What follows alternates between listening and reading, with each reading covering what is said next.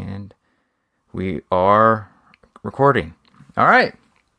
Hello and welcome to a Kickers of Elves Roundtable discussion of the Star Trek TNG episode Sub Rosa. I'm your host, Hugh Crawford. Today I'm joined by 4 Kickers of Elves patrons and longtime Rules of Acquisition listeners. But before I get into the introductions, allow me to introduce the real star of today's show, Sub Rosa, from the episode's IMDb page. This episode originally aired on January 29th, 1994. It is episode 14 of season 7. And the IMDb description is as follows. Dr. Crusher meets the man in her dead grandmother's life when she tries to put her affairs in order, whom one of the local people warned her to stay away from by not lighting a candle that's been lit for generations. Director, Jonathan Frakes. Okay, so let's take a minute to meet our panelists. All three of them are Kickers of Elves patrons and friends of the show. First, I have Kristen from Montreal, who says her favorite episode is Trials and Tribulations, with City on the Edge of Forever being her close second. Hey, Kristen, do you want to give us your hottest Star Trek take? Okay, sure. My hottest Star Trek take is both that Deep Space Nine is the best uncontroversial opinion for fans of this show, but it also sort of ruins Star Trek because Deep Space Nine commits the wise act of taking canon seriously instead of picking and choosing from the canon before it. It takes the universe seriously enough that it sort of wrecks everything that comes after it. It's hard. There has not been a successful Star Trek following it. And that's speaking as someone who watched Enterprise and liked it. But all right, very good. Next, I've got Tom from Cleveland. When asked who is his favorite Star Trek alien culture, he says it's a tie between the Cardassians and the Vorta. Of course, minus the fascist allegory. Tom, what is your hottest Star Trek take? That might be my hottest Star Trek take, is the Cardassian and Vorta. I do like those aliens. I do like a polite evil.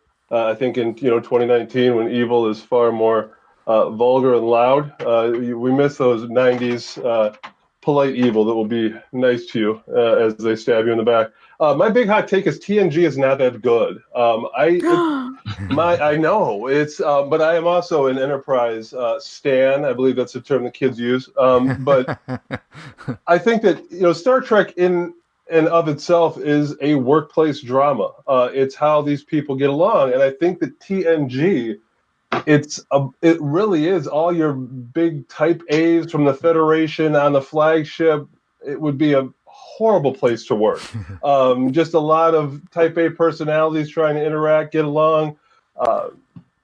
And I think that, Deep Space Nine did it much better by removing that, best of the best kind of vibe and mentality. Right. So I never liked that from TNG. I always thought they were trying to prove something, and I thought they were a little bit too full of themselves. And Star Trek since, minus Discovery, has been missing that. So TNG, I'm not a huge fan. All right. That is definitely a hot take, and it's one appropriate for this evening's conversation. Next, we have Robert from Virginia. By process of elimination, he says his favorite Doctor is probably EMH from Voyager. And Robert, would you like to give us your hottest Star Trek-related take? All right, I think my take is relatively hot because it's that Star Trek V is not nearly as bad as people say it is. Now, if you say the plot is stupid and silly and nonsensical, that's true. But I actually think it's got a lot of good character moments in the relationship between the three, Spock, Kirk, and McCoy, that you need post Resurrection of Spock, that you couldn't really do in 4, because 4 is like kind of fun, wacky time travel. And so I think you need something that's a little bit more serious to get into their relationship and sort of reestablish the bounds, that you can get 6 to sort of have the group back together for one last ride. And I think 5 does a good job with that aspect of it, and I like those parts of it, despite some really atrocious other things that sort of happen in the plot and the planet infiltration and Uhura dance, like it's obviously got a lot of issues, but I actually like the character work it does with that relationship to sort of get it back to where you need it to be for 6, which is obviously, I think most people would agree, is a pretty good movie, straight up. So I haven't visited that one probably since I was a kid, so maybe it's time to revisit Star Trek V. Also, we're joined as a late entry, 1/3 of the Kickers of Elves, Wade Bowen. Hey, Wade, how's it going? What? What? I'm pretty good. Wade, I think most of your Star Trek takes are well documented. And James Yeah, showed there he up. is. Hey, how's it going? Good. All right. So the gang is all here. I'm just here to lurk. I will say, Star Trek V. I have a soft spot for the man who wants to fuck the mountain. So that's the one with the rocket boots. I have a vivid memory of that from watching that when I was about 9 years old, but I don't think I've watched it. That's where they found. That's the God one, right? Where they found God. Yeah. Why does God need okay. with the starship? Yeah, That's the he best wants, part. he wants to make love to the mountain. Shatner just going, "Excuse me." I love that moment of that movie. It's just worth it. Just What does God need with the starship? Excuse me. What does God need with the starship? No, it was very good. Well, and like all good Star Trek stories, it deals with Spock's extended family. So there you go. Yeah, they keep All adding. the best ones. Discovery and Star Trek V. The reason why I've gathered you all here today is to talk about probably the most infamous Star Trek: The Next Generation episode, Sub Rosa. The first thing I'm going to ask, is this a bad episode? Tom, I'm going to start with you. I want to start with Tom real quick. Do you think this is a bad episode? Yes, I think it's a bad episode. I think it's a bad episode for reasons that I think other people may not have thought about. This is the Federation at its worst. So if you look at the Federation, you have this idea that we have no wants, we have no needs, we have no limits. So what do we do with that? And one of your guests some time ago was the Trekonomics expert, and he kind of talked about, okay, we have this abundance. Now, what do we do with this abundance? And somebody in the Federation decided, with all that abundance, to take a planet and terraform it to one very specific geographic location and very specific geographic time period. And that scares me because right now, the one thing we have in 2019 that we can say is just like the Federation is the internet, entertainment. We can go, we have, that is essentially free. If you want to see some, Korean cartoon dubbed in German and translated to French, you can find that on YouTube right now. It's free and there's abundance of it. And we have taken that and we've really, so many people have created a bubble. And they exist within that bubble. And whether it's a progressive bubble or whether it's a alt-right bubble, these bubbles exist. And that is really what scares me about Sub Rosa, is that you have these little planets, and this isn't the only one. There was the planet, there was a very problematic, I think it was the first season, where it was all African-American. There's a Native American planet. The fact that these planets are out there and exist, that scares me. And I don't like that. And I don't like that Federation. I'm a Sesame Street kid. Right. Diversity is what makes us strong. Everybody bringing their unique perspective in. The fact that they turned one planet, like you can just walk anywhere on this planet, and it's Scotland. Well, that was scary to me. It is a diverse. It's a diverse Scotland of the because there were some people of color in there. The mayor's not even from that planet. So to that point, it wasn't like you had a bunch of. It is true, but their founder. They keep talking about our founders wanted this, and our founders. Sure. It's a little bit. The nationalism aspect of it kind of freaks you out. It does. Yeah. It does a little bit, and I did not like. And we'll probably get to it later on. I did not like. I think the whole last line through the entire episode. They will be remembered as wives. Oh wait, that's just a different it's close. No, it's close. But when Billy was saying, and not spoilers, skip ahead. With everything that happened, he made her happy, and it was kind of like whoa. That was terribly problematic. That was a little bit. So those two things, the planet and the last line. Outside of that, the fact that there was a zombie in this for 30 seconds, it got close to being an okay episode, but I did not care for it. It was not one of my favorites. Kristen, what about you? What do you think? That was an amazing take, Tom. I had never thought of that, but it's entirely true. Yeah, of course it's a bad episode. It fails in every respect. It fails as this is considered a romance episode of Star Trek. It is not. There is no love story in this. It's a horror episode, properly considered. And I guess it fails as a romance, but I guess it sort of succeeds as horror in that it's horrifying. But it also just logically does not hang together. It doesn't make any sense. Don't make no sense. And the more you think about it, the less there is there. So yes, it is bad. Robert, are you gonna advocate for this? Am I gonna advocate for this? I would say that it's certainly not the worst episode of TNG. It's not even at the bottom. I would watch this before I'd watch any Alexander episode. That one where they're doing the Western theme and like Data is like every character and it's just Worf and Alexander. Like I would watch this 10 times before I would watch that thing again. It's trying to do gothic horror, which is a little bit interesting to me. Some of the horror things work. I like Grandma talking. Ronan talking through Grandma is kind of fun. The little the little hand cam they use when Beverly's first in the house and getting freaked out is kind of entertaining. And I like that it respects season 7. The writers respect their characters enough that generally, with the obvious exception of Crusher, people generally aren't acting stupid. Picard and Troy know something is up very early on. Picard comes down towards the end, confronts Crusher, convinced that Ronan is not going to end up real. The guy appears to try and fool him, and Picard doesn't even buy it for a second. Like, I feel like if this was season 3, that would have happened probably 20 minutes earlier. Picard would have bought it. He'd go off, and then something else would clue him. So I like that the characters aren't generally acting stupid. Right. Everybody else besides Crusher. Crusher is ambiguous. I'm really not clear how much mind control is supposed to be happening, if any, which is something that I assumed would sort of come up here and people can give their takes on. So there are things I like about it.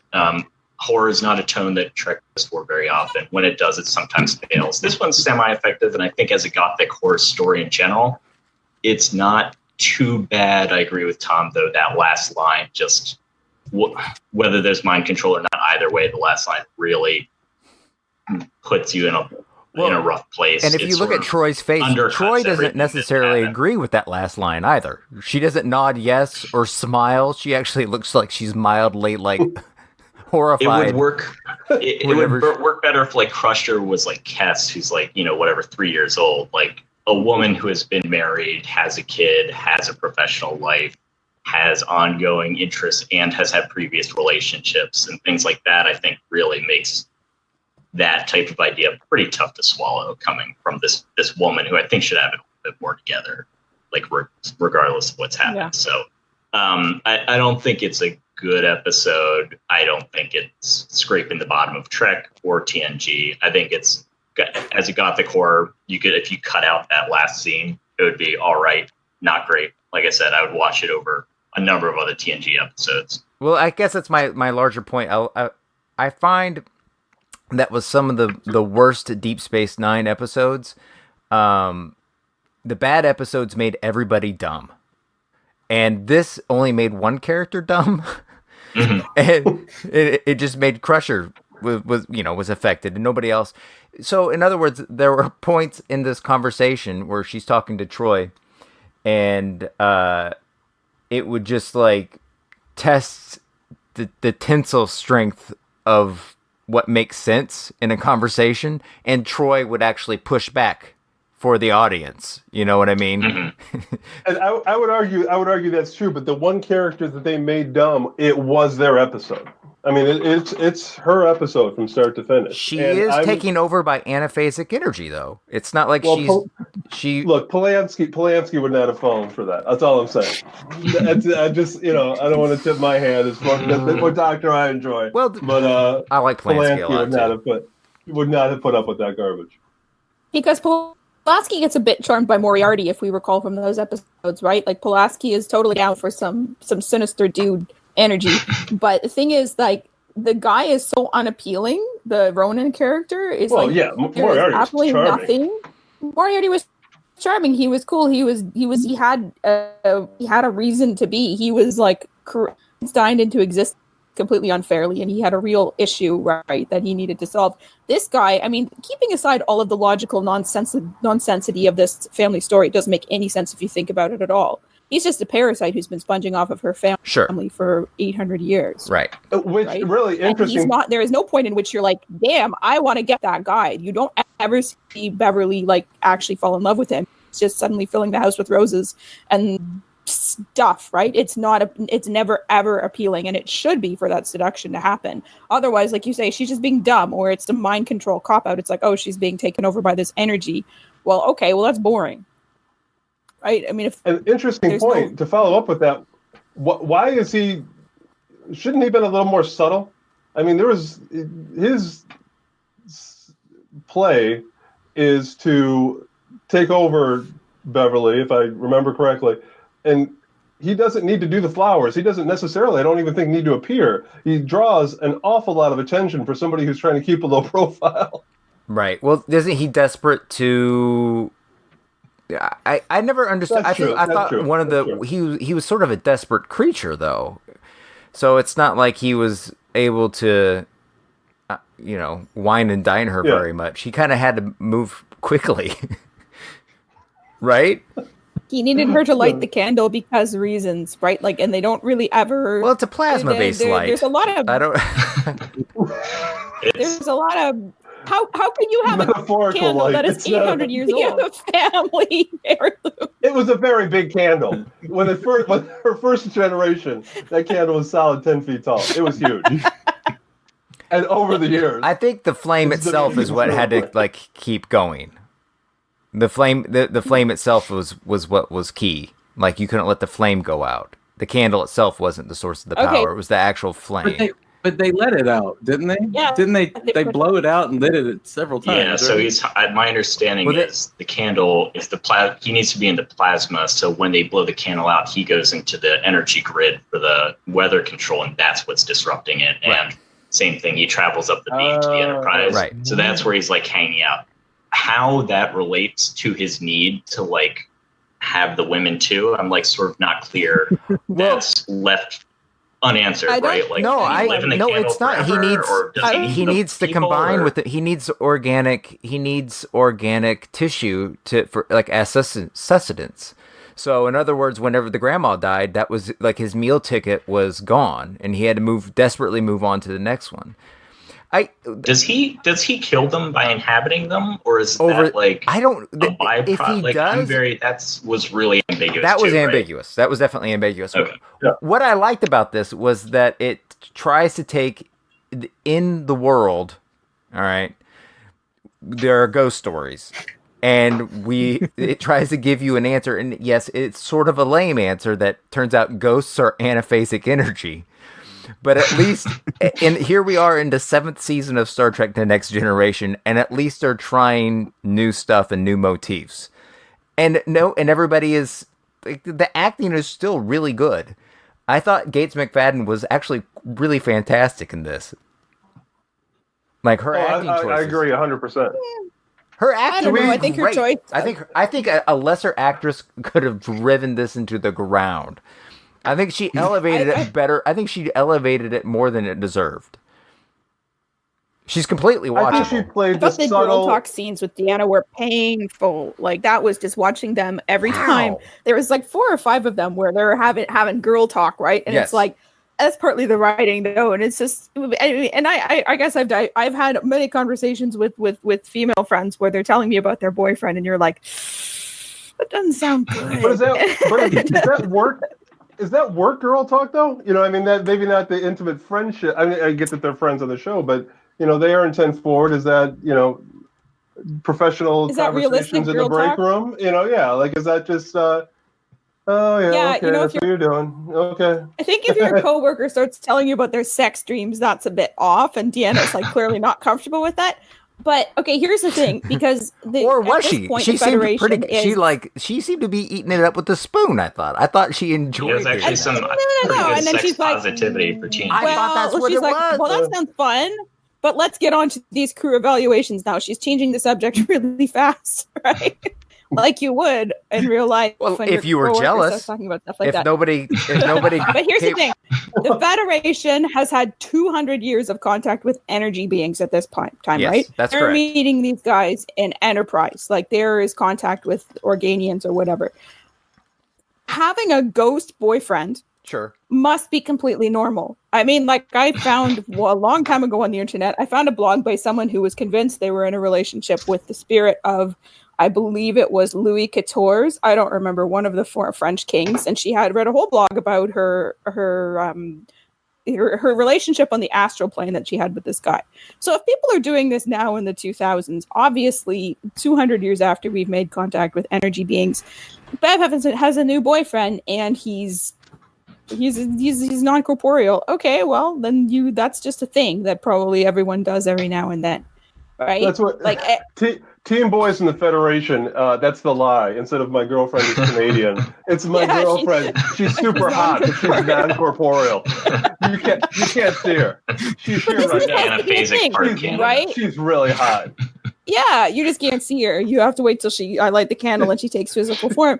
But this has to be a thing, and no one is like, no, this never seems to come up, and everyone is really weirded out by it, and they shouldn't be, right? It is one of the many logical flaws of this episode, in that the universe is not held consistently.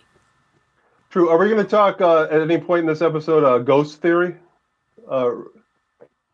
Just ghosts in general, or is that no? something? I just think that they have a way to explain what ghosts are within the Star Trek universe. I mean, humans have been haunted by anaphasic energy, right? That's their explanation. I did want to bring multiple things, right? There are multiple non-corporeal life forms. Right. Yeah, like Scientology. Yeah. This is I wonder. We are beset by engrams in place. Yes, exactly. Millions of years ago. And you can't object to that line of logic because you weren't there to see it. And if you talk, so here's the most offensive. Yeah. Go ahead. Oh, I'm sorry. This Frakes in Memory Alpha has a quote that I kind of wanted to unpack a little bit, because it sounds like a, well, anyway, let me read it. Quote: "I drew a good straw because it wasn't a Star Trek. It was more like Tales from the Crypt. Gates and I had worked well together, and she was never better than in Sub Rosa, and never looked more beautiful. She looked like a movie star." End quote. What kind of doesn't he sound like the president whenever he talks like that? She looked creepy. Never more beautiful. She looked like a movie star. She looked good. She's the most beautiful doctor. The fashion in this episode was very modest. I mean, all of the time she's in bed, except for that last scene when she's in that sort of negligee. She's wearing this kind of high-necked, buttoned-up pink nightgown that looks like maybe she got it from her grandmother's closet. Yeah. Or when she's out of her uniform. Well, I think like, that's honestly, she's supposed to be transforming into her grandmother, right? I mean, that's the whole thing, right? Apparently, including the wardrobe. She likes the flowers. Mm-hmm. That she wears when she's beaming down to the planet, that kind of like black suit with the vest. Like, I swear my grandmother did have one of those in that time period in the 90s, 80s. Like, that was her like nice going to a thing, but not really dressing up outfit. You know, that's I'm getting on a plane because I dress up to go on planes because I'm classy. Right? Right. Golden Girls outfits. Yeah. But anyway, the most offensive thing about this The episode. Blanche Devereaux. Yeah. Here's the most offensive not my thing favorite Star Trek, but about this episode. Go ahead. I'm going to ask all of you a question. Do you guys know what was your great grandmother's maiden name? Any of your 4 great grandmothers that you would have? What was her maiden name? I know what mine. You know? Yeah, I know it all of them. You okay? I don't know any one of them. I know my grandmother's maiden's names, but not any farther than that. Yeah. Tom, do you know? No, Grandma. That's as far as I go. No. Yeah, same. Does it make sense to think back in your lineage and think 800 years ago of the Howard women? That makes no goddamn sense unless all of it. That's a big objection on the internet. That's what everybody says. That doesn't make any sense. That a patriarchal society 800 years old would trace. Hey, look who showed up. Okay. Hey. Hello? We're joined by Kate. Hey, there she is. Okay, my roommate's cat is. Now we're going to get to the bottom of this. I actually think. Make sure not to edit any of this out. No, I won't. Everybody listening to this, can you hear us, Kate? Nope. Oh well. That's not a promising facial expression. No, it's not. It's, Not really. That's got to be the thumbnail for this. yeah, that. I want to read another fact about this episode. Did anybody? First off, did anybody recognize anybody from this besides the obvious one, Ronan? Any other guest stars? Are we supposed to recognize them from something? Oh man, is the governor from something? Yes, the governor is from something. You're so close. Wait, was he in the Deep Space Nine episode? He was in. Ronan? Ronan was Shakar. Ronan was Shakar. What? Shakar? I didn't even. Yeah. He ages pretty well. He was my favorite of the boyfriends. Yes. I thought you got that was the easy one. I'm talking about the mayor of the town. The alien, the friendly alien mayor. You guys recognize him? No way. Yeah, the pig man. I don't know. No. All right, that's Patrick from the genetically modified crew on Deep Space Nine. Oh, one of the Wonder Kid smart bunch. Yes, Patrick. I know Patrick. Yeah, Patrick. That's a stupid question, Patrick. Yes. Oh, great. Yeah, the mayor is. Shit. Yeah. That's a stupid question, Patrick. So I thought that was a fun. Connection to Deep Space Nine. Because I have to say, Ronan, they say he's 34. He looks way older than that. I looked at the actor. He was like 32 or something when they made it. And I was like, damn, he looks every second of that. And he has a really extravagant number of forehead wrinkles. I mean, I counted one time. He's got his huge next generation text though, isn't it? Like everybody's like 20 years older. Star Trek loves some forehead wrinkles. That's well, yeah, I think in the canon. Yeah. In canon, every time you blow the candle out, he gets a point. So that's why he was so concerned. But I thought he was much better looking. There's a novel about that. 5 more generations, he's going to be a Klingon. Yeah, that's why the early Klingons in Discovery didn't have the forehead ridges. Nobody had blown the candle out yet.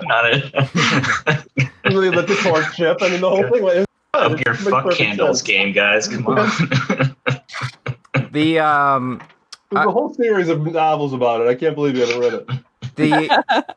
The Sub Rosa originally originated from a pitch from a freelance writer, Jenna Gallo and Jerry Taylor.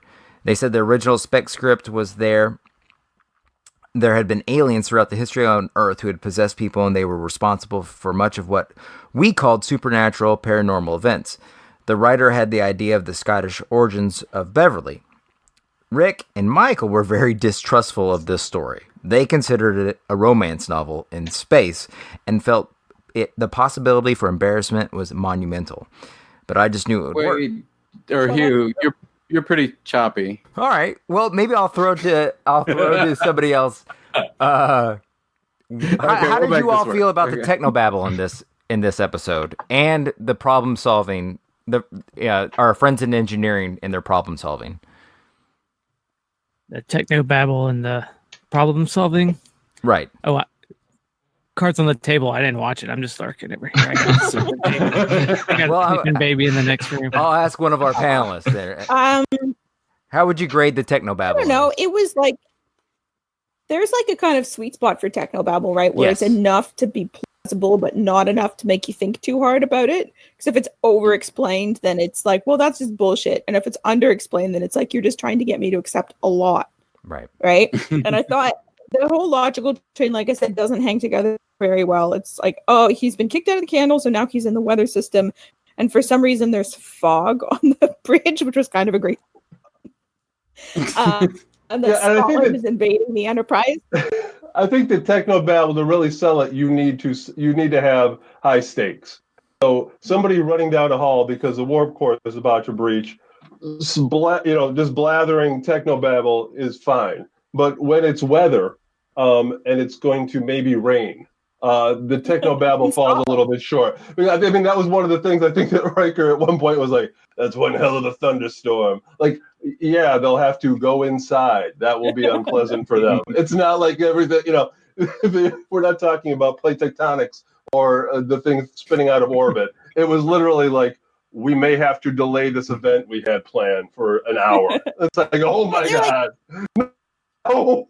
And that's why the technobabble falls short. I like the idea, though, that there's in the writer's room, they're like, we need a B story. And they're like, in the A story, it's got a storm because we need a horror. We need this to be like a gothic horror atmosphere. And they're like, and somebody's like, some nerd's like, oh, but they have weather control stuff because they terraformed. And like, aha, wait a minute. He's hiding in the weather control stuff. Right? It's basically, it's primarily there as an explanation for like the atmosphere that they want, which is like silly, but I thought it was. I don't know. Like, at least they tried to do it, and at least they didn't rely on the holodeck this time. Like, I'll give them some points for that. Yeah, I think it was supposed to be a representation of the emotional storm that was going on in Beverly's heart. So I think that was a physical representation of that. We can see that on the outside, and that's what Beverly's feeling on the inside. I think the term is pathetic fallacy. I think that's what I learned in English class. No, I think that. Can we talk about how?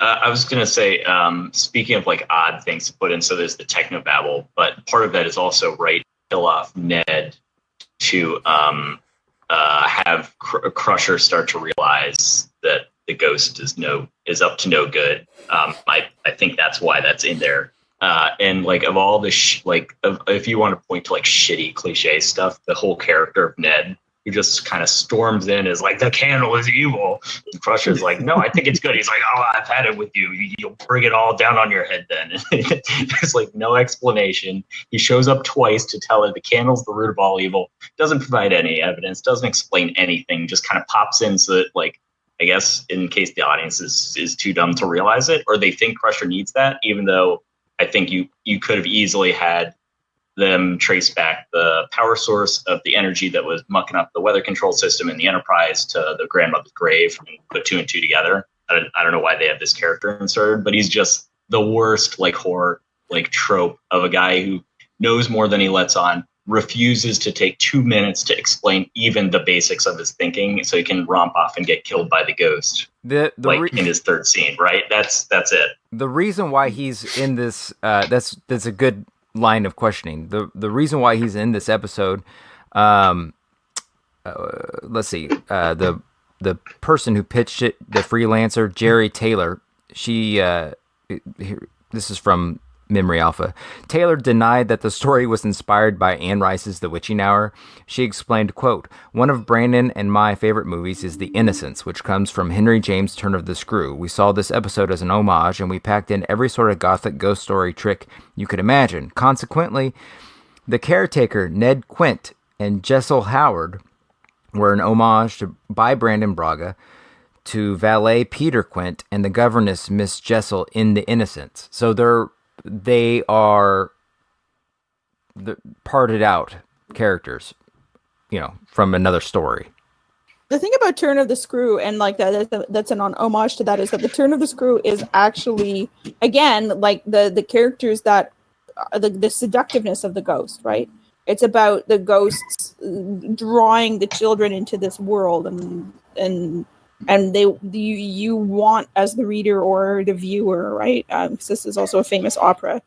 You want to go with them. Like they're creepy, but they're also compelling. And Ronan is just never compelling, right? It's like, what is she getting out of this? Like, other than sex, but one assumes she can get that elsewhere, right? They have a holodeck. Even if she doesn't want to have sex with anyone on board, she can go and she can like live season 1 of Outlander if she wants to, right? Any day of the week.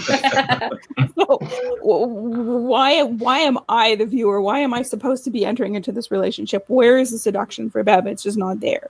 It's like, oh, she's mind controlled by this creepy ghost. That's my biggest flaw with the episode. She doesn't start out wanting or needing anything, so he can't give it to her, like other than just tension, So that would have been. I think that was the biggest problem with the script.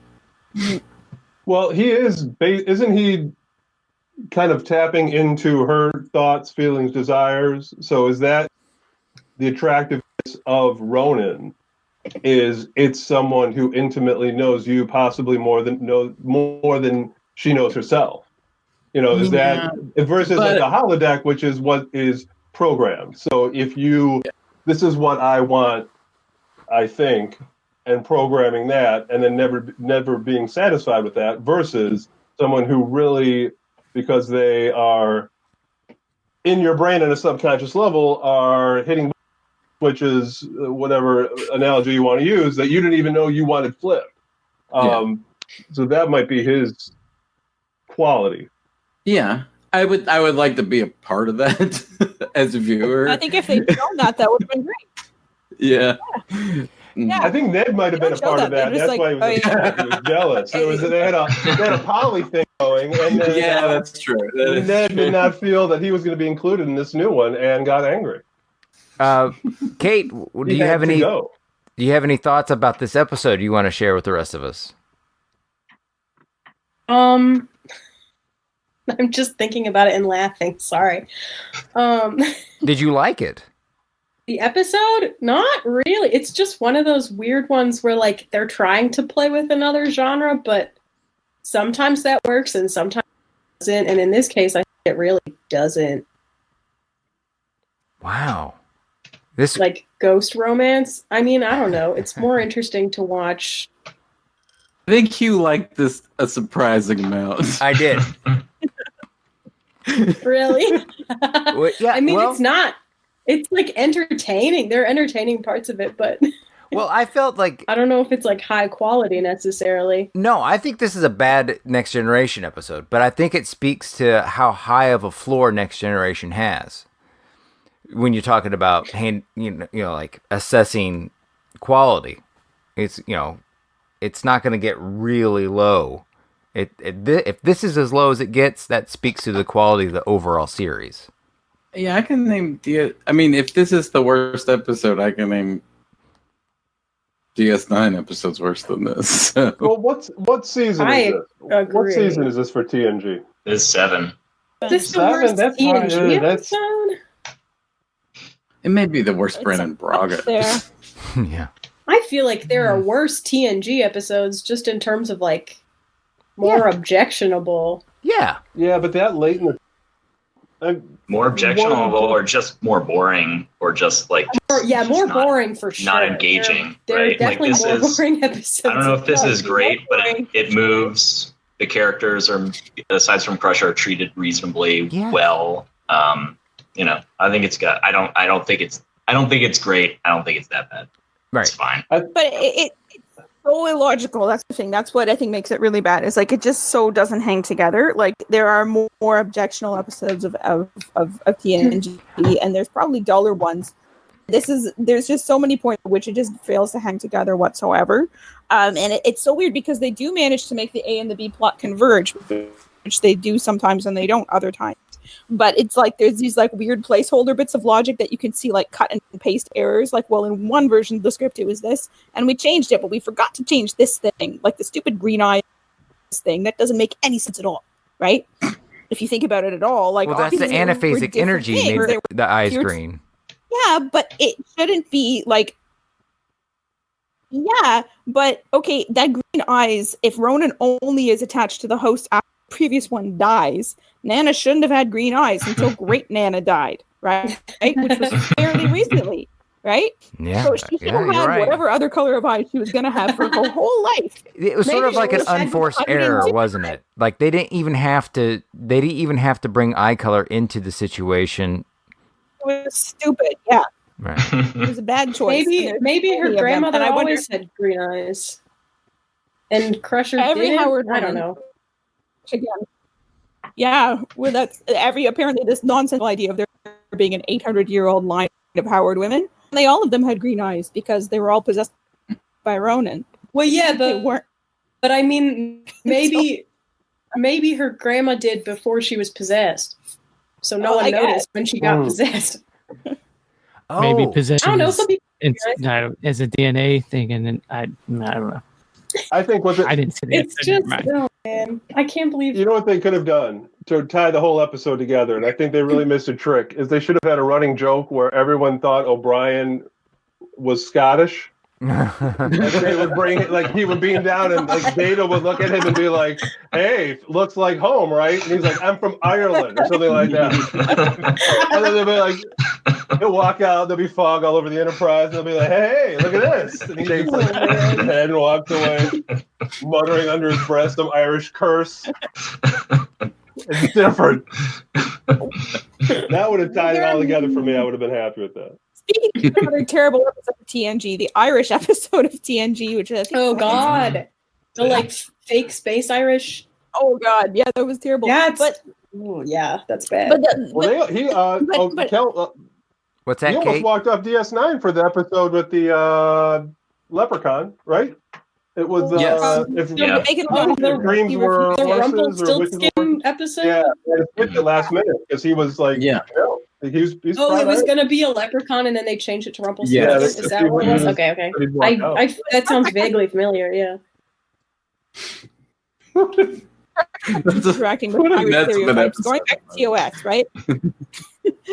But there's I think every series did an Irish episode, right? I mean, TOS one, which has the guy who sings "I'll Take You Home Again," Colleen again, and there's the DS9 one that O'Brien was like, "No, you can't make him a leprechaun, or else I'm walking." And there's that horrible one, Voyager, village that they keep going to. I can't remember if Enterprise ever has that's bad. That's bad. Yeah. Oof. And that's just like a terrible thing, Star Trek. And you're like, where did this come from and why are you doing it? But maybe Cole Meany had gotten powerful enough that he nixed the whole Irish idea, and he was like, nope, we're making it Scottish, which is somehow stupider. I often think that Americans think that the making fun of the Irish is the last time we can be racist. So like we so clearly just want to just make fun of them because we, it's kind of, like I'm like almost % Irish. And so I feel like that and actual Irish people are irritated because we're just, it's doing the same thing to their culture that it's that we've egregiously done with, African cultures or any sort of, culture. I think so many Americans are like a little bit Irish at least. Yeah. So we're like, oh, it's fine. I'm a tiny bit Irish. They are the base white people now, I think, in America. That was Gene Roddenberry just hated Irish people. That was, you had no conflict amongst the senior staff, no racial discord, strong no Irish. Gene Roddenberry. Every season we have to shit on the Irish at some point. Well, guys, we about got to wrap it up. Does anybody else have any other final thoughts about this episode before we go? I did some deep reading on Gothic horror, which means I read the Wikipedia page. Nice. And I found out that there is an early author who was Anne Radcliffe is apparently credited with pioneering having the supernatural ultimately be traced back to natural causes. So I assume this is supposed to be a riff on an Anne Radcliffe idea where you introduce something that seems supernatural but ultimately winds up being a natural phenomenon.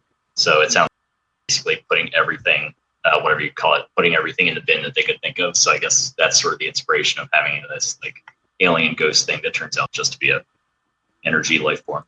Oh, there's an interesting theory about ghosts that I thought was, I'm not a ghost guy, I don't believe in ghosts, but there was an interesting theory that I heard once that it's something like that. It's like a natural recording, fades over time, which is why you only ever see ghosts from about 100 years from where you are. So if you look, we don't ever see caveman ghosts, and we don't ever see Egyptian ghosts. But we generally see when people are seeing ghosts, it's because you see them from about 100 years ago. And the theory, which I think is garbage, but is that those ghosts are a latent recording or, some residual after effect that fades over time. So you're always in that 100-year window when it comes to the supernatural. You never go beyond that. So And that sounds like a great premise for an episode of Star Trek The Next Generation, but sadly we didn't see that. Well, nobody tell Michael Chabon because that could end up being in the new Picard series. There you go. So here's my final thought for the episode. Just a PSA to all the dudes out there. If you think that breaking into the house of the women you love or are interested in and filling it with flowers is a good strategy, it's not. There is nothing that's not about that. She opens up and it's full of flowers, and you're like, oh no. Well, that's the horror Tales from the Crypt aspect. Terrifying. The true horror is Star Trek writers trying to write romance. I think we can all agree. I just wish there were some orgone energy to do with that anaphasic stuff. Like, oh yeah, we didn't watch the Picard walking in on the ghost sex, but that is just cringeworthy. That's a series highlight for me.